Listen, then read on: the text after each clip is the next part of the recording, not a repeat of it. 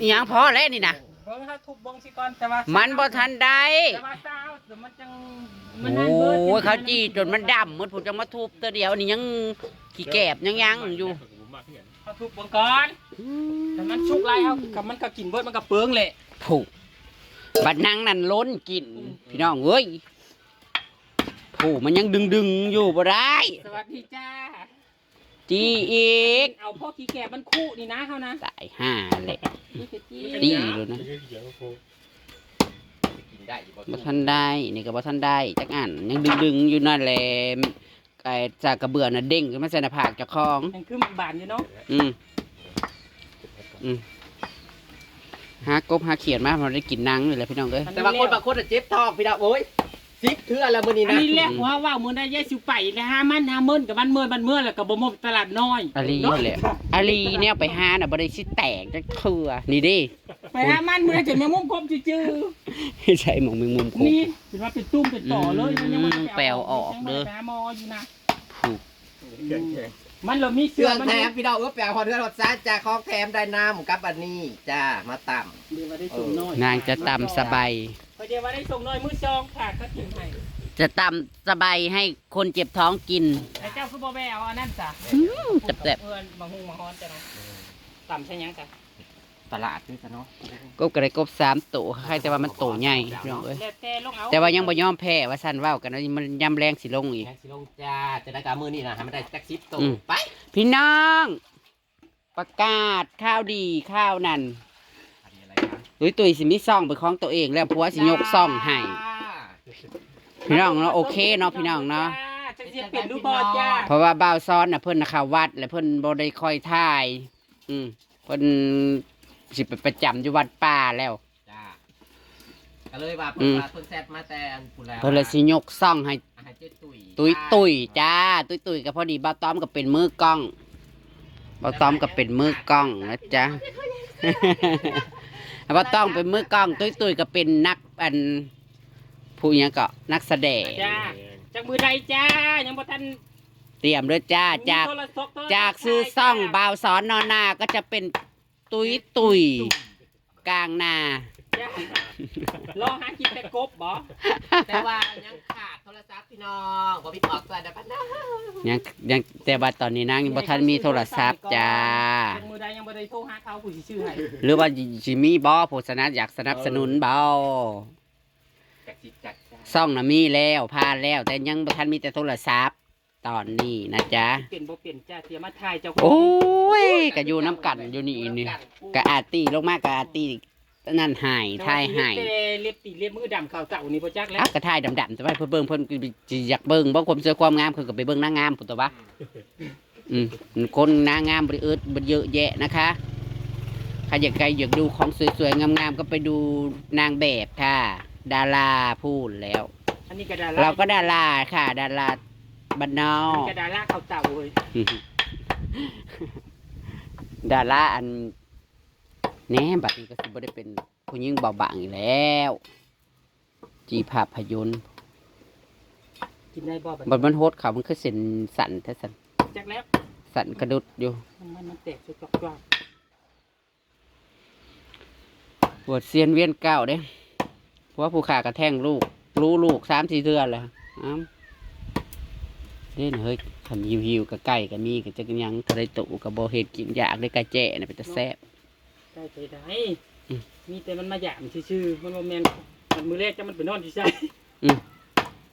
นอนอยู่แถวต้นไม้ใหญ่แถวนี้บ่จะผู้แรกอยู่บ้านเจ้าของกับผู้แรกผู้กลางเว้นมีเป็นของเฮา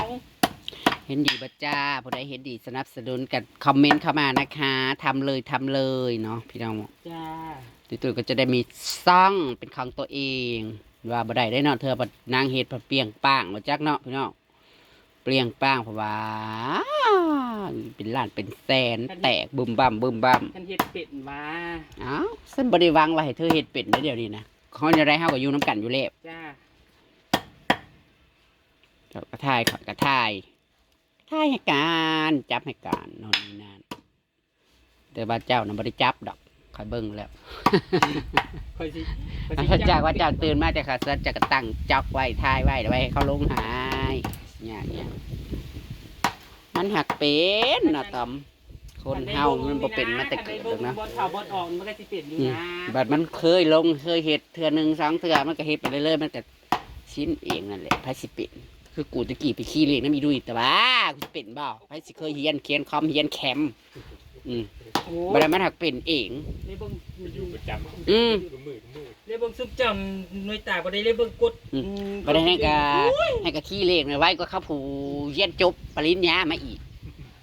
ทำไก่ตอดขี่ แต่ว่าบัดนิ้วมือน่ะเดมากดถือตัวเลขเฉย ตักแต่ละมือ ว้าย แต่แซ่บอยู่ไว้นะ แช่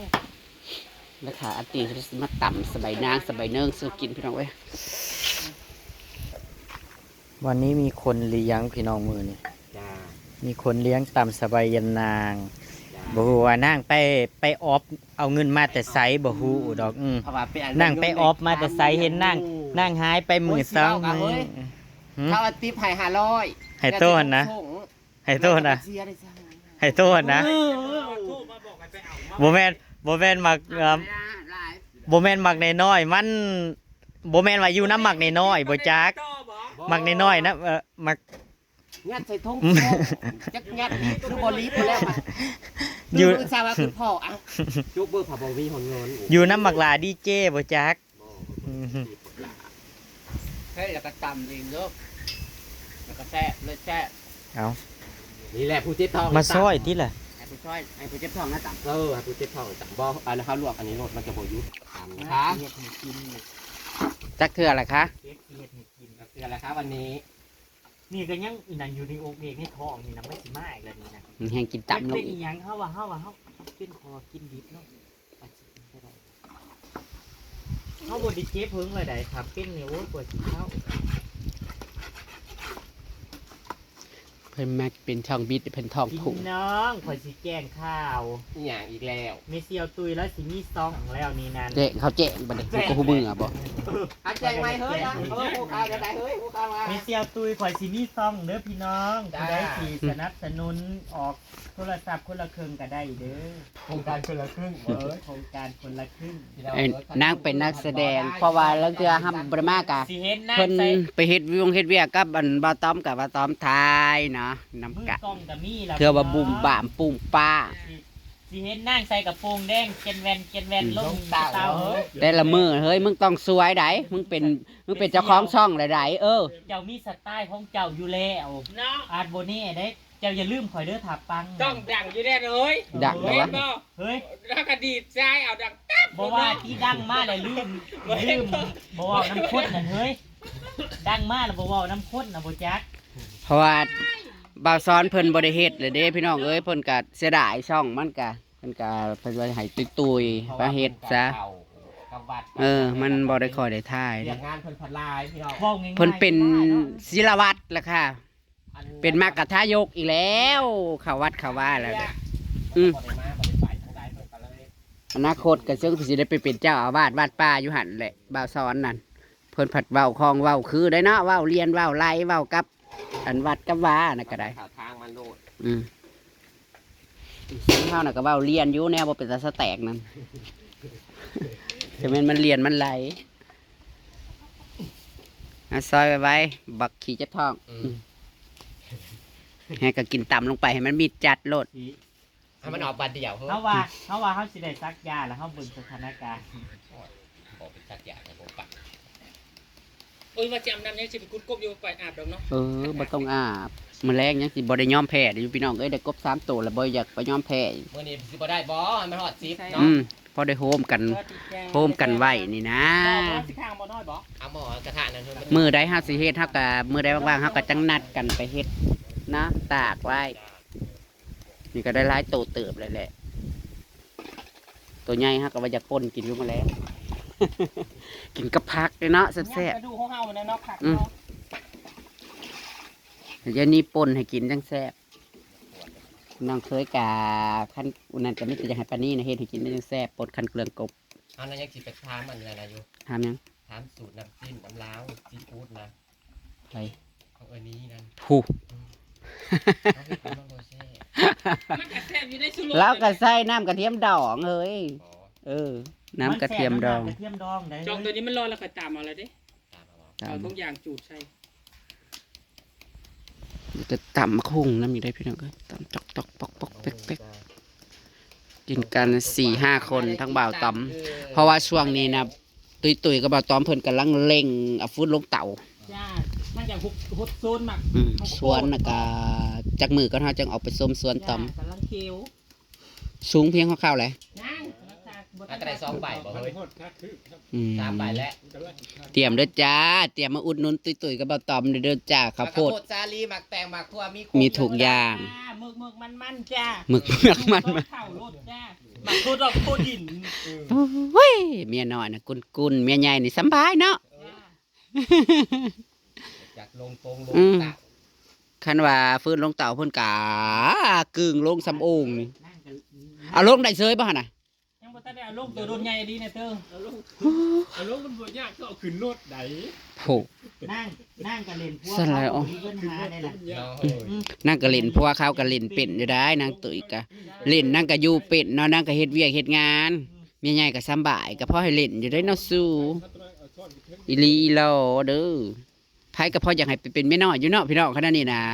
โปรดโพกุนได้เฮ็ดเวียกนั่น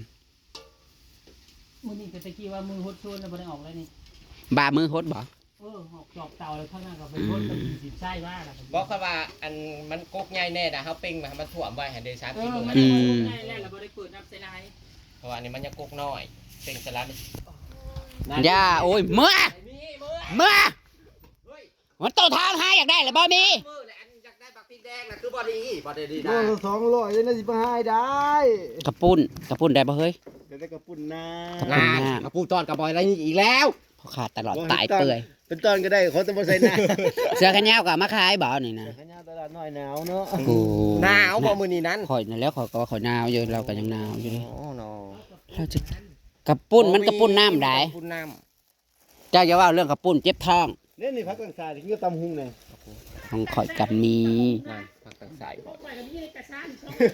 เอาอะไรดีนะ นี่ว่าเขาเนี่ยมึงยังพักกลางสายจังพักเสียนจะมีอยู่บ่ ใส่ผักเสียนจ้ะ นี่สมพักเสียน ผักเสียเป็นเจ็บท้องหั่นกินปลาไหลอีกแล้ว เอายังวะ บ่มีบ่มี นายหมักถั่วดินนะ เด่นในทุดินนี่ พอได้เนี่ยสนตีนพอขานั่นแหละ เบิ่งได้350 สมาน50แล้ววะเฮ้ยเบิ้งเอามาเลือกมา บักเล่นนี่ได้ซะ บักเล่นมีแล้ว เอาไปตำมาซื้อโฮมไปดิ หูบอกโหมันเน่าบอกพอขาตลอดเนี่ยหมักสมเนี่ยว่ากินเจ็บท้อง จับกูมา อ้าวอีหยังอันนี้นะ พักเสียน อุ้ยสมพักเสียนกินแล้วเป็นตาขี้ไม่ได้เบ่ง บ่เป็นหยังพักหอมมีเยอะ ก็มี โอ้ยจากแนวกิน แข็งนี่ไข่หงไข่เต่าไข่ เอามานักตุยอยากเลยกับของหวานเนี่ยหนึ่งพอดีมัน เขาวามนี่เขาสูงเว้นบ่เราเพิ่นทองหัน พอดีเป็น50ต้องละ10 บาท เอาขอบใจที่ยัดเยียด มาจ้า เอาจะสิไปเอาเงินมาจ่าย ไล่ดิ ว่าแนวเดือด มันพอไปสู้แล้วเหรอบันเก่งโดนผมหากรับไปคูดกับรับไปคูดไก่แล้ว บ้านน่ะบ้านเสาหลัดก็คือหลายนะ โอ้เขาก็ออกพวกทั้งหวยเสื้อ บ้าน ทั้งพวก เฮานะก็แค่แม่นมันมีหูแล้วมันก็มีบ่แม่นบ่ เนี่ย มี นี่มันบ่มีโพงเลยเนาะ อันนี้เขาคนจน เฮา บ่ ค มี น หูมือนั้นอันในโซนพญาจันเบี้ยนะเขาบอกเข้านั่นได้หูนึงได้สี่ แต่ตอนมาถ่ายคลิปกับตุยๆแรกๆนะนะ แล้วของหินนี่เข้าไปนั่นบ่ได้อันนั้นของแนวหูมันย่างนะอัน ปัด นี้ คู่มือนี่เขาหูจักแล้วเขาหาขายเลยดิเอาตามสบายนางดีน้อยอย่ายอกลายแล้วบ่หุงนะพ่อเห็ด มันสิอิ่มบ่ไอ้ โพสิยันบ่อิ่มเนี่ยเขาก็จักโมงนี่เขาก็บ่ายหนึงปกติก็กินบ่าย3โมเมนต์บ่ จ้าเสื้อก็บ่ได้กินเลย ไปมาแล้วก็บ่ได้กินตำบอก ว่าเขา ว่า เป็น ตำรวจแต่ว่า ตำรวจอีจังคนธรรมดาเนี่ยแหละเป็นนังบัวการระบาดอีนาด น้องแม่บ่ น้องแม่อีนาด แม่นั่งแล้วก็เด็ด เอาไปเลยเลยพอหน่อย ไปปุ๊บสิ่งอย่าง เอาตำให้ผู้เจ็บท้องเลยตำให้กิน ไปที่โพดีกัน เ ดีบะเออ เอาลูกมาอยู่น้ำกะดิอันนั้นกระดาษ ผู้ใหม่บ่ อืม ผู้เก่าด้วยจ้ะ ฮะก็มีลูกบ่มีลูกติดผู้พัวนะ อืม อืม 3 คนตัว แล้วมาอยู่น้ำเมียน้ำเมีย มาอยู่น้ำปูนึง คนลาวนี่ อืม อืม เอาเสียทุกครั้งทั้งพ่อทั้งลูก ใหญ่แล้วบ่ลุง เป็นบ้าแล้วหล่อยนะคะไม้ตาไปดู เฮ้อ ตัวบ่อยากไปเป็นลูกไผ่ครับวะ บอกกันการทิดเวียมาดูโคนเขา เคยดูผมบ่มาชมกับจันบอก บ่ ที่ เห จัน มาะสมกับจานจะน่ะเป็นคนขี้คร้าน ฉันบ่มาชมกับเขาเลยครับบ่มาชมนี่ละค่ะ เผาอีกหน่อย หาอยู่หากินหาก้มหาเขียดมากกับบริษัทบาสิกินนะคะไม่กินต่ เผามันจะได้แบบบางอย่างหน่อยมันมีสมบัติมันหัวเถามันเบี่ยงเท่าดีอยู่ ำจ้ะ โหถามปล่อยเฮ็ดอันนั้นบ่ได้เฮ้ยไปเฮ็ดแน่ตายแล้ว มันบ่มีดีคือเมียเฒ่าคือข่อยดอกเฮ้ยมีดีพันอย่างพุ่น ถ้าใครแม่สิหักบ่เฮ้ย มันจะหักแล้วตายยากวะลูกไผ่ดีปาน ไปดีปานนี้บ่เว้ย ใช่ละ หน่อยแฮะไปแล้ว บอกแพ้ก็ได้เข่าแล้วก็ย่านตายแล้วล่ะ เพราะแล้วมันกินหวาน เป็นหยังหยาคือหักปะเตบอ่ะว้าย คนบ่ดีคนบ่ฮักบอกพี่น้องเอ้ย สอบกระสอบข่าวกับลูกไผ่นี่แบบบ้านเพิ่นว่าไม่ให้กับลูกสาวผู้เดียวนี่อย่าให้แบกหลายเพิ่นว่าเป็นลูกสาวจังนะแม่ลูกสาวขอยผู้เดียวนะครับจะมาส่งข่าวเด้อว่ะจะให้ลูกสาวขอยแบกหลายหยาว่ะกับลูกสาวขอยผู้เดียวนี่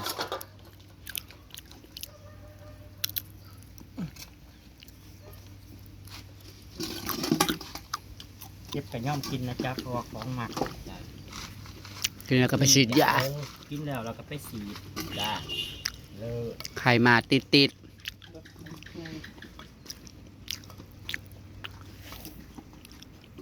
กินแล้วเฮาก็บ่ได้ยอมจ้าเฮาก็สิไปหากบมา พี่น้อง ไหวอีกจ้ามือ ตำสบายนั่ง ใกล้ๆว่าเฮาว่าสิสิได้ไปฝากให้เอื้อยเพิ่นแล้วเฮาก็จังสิเฮ็ดอ่ะนะ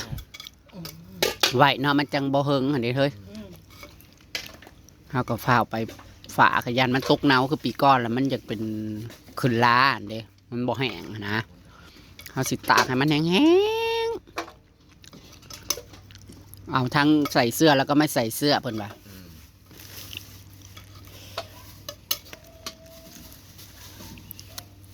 ปีมันได้ก็เขาได้กินเยอะเอาแซ่บๆเลยจ้ะ หมักหน้าเนี่ยมันบ่ได้มีน้ำอีกน้ำร้ายหลาย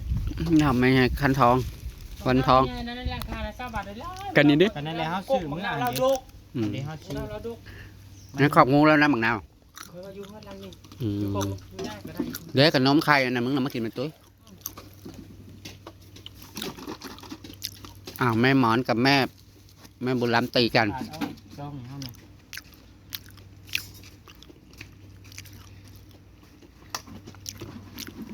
ตะกี้ว่าสิกินหาคนต้อมผัดไปแล้วเขามาส่งหินแล้วพี่น้องเว้ยชมซองแถวกันเพิ่นไปเขาก่อเฮือนก่อซ่านเพิ่นไปซองเบิ่งเฮือนเพิ่นเห็นพระแซดมาอยู่ไปทางใดเอื้อยบ้างอยู่บ้านตุ้ยตุย สิได้ขึ้นเฮือนเพิ่นอีกแล้วเนาะ มันยังหลายปีอยู่ดอกเลยว่ากะคอยเฮ็ดคอยนั่นไป คนดูคนมัน เฮาอันนี้ยังบ่ได้เครื่องเขาดอกความมันน่ะ ไม่รู้อะไรก็ไม่ไหวอยู่เมื่อย คนดูกับ คนขยันอยู่ไสกับเมื่อยเนาะ บอกคือหาว เฮากับเมื่อยคือกันแล้วจุดจากวิน อยู่ที่ไหนกัด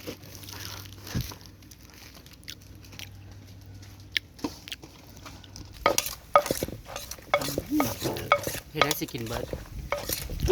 จะอย่าบอกเบิดบอกเอื้อย เฮ็ดได้ มัน สิ ติ กิ ด น บ่ เบิด บ่เท่านั้น เสียดาย แต่ ผม มื้อนั้นเนาะ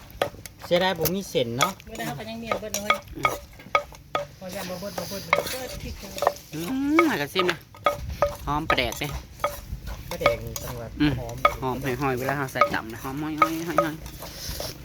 พอเฮ้ยหยุดกันเถอะยิ้มเนี่ย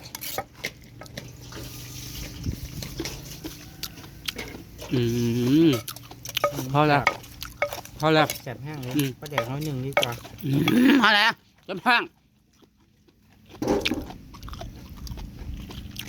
ฮะ มาแซ่บกันว่าแล้วเนาะ